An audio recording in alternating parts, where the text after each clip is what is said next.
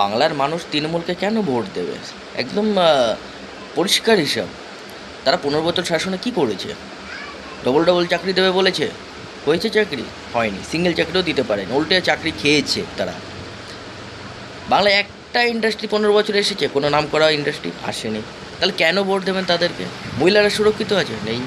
তাহলে ভাই কেন তাকে ভোট দেবেন? তারা কি করেছে? হিন্দু মুসলিমদের মধ্যে যে একটা বিভেদ, সেটাকে বাড়িয়ে দিয়েছে। হিন্দুদের উপর অত্যাচার হয়েছে। বাংলার শিক্ষিত সমাজকে পিছিয়ে দিয়েছে 15 বছর। তারপরে কেন ভোট দেবে?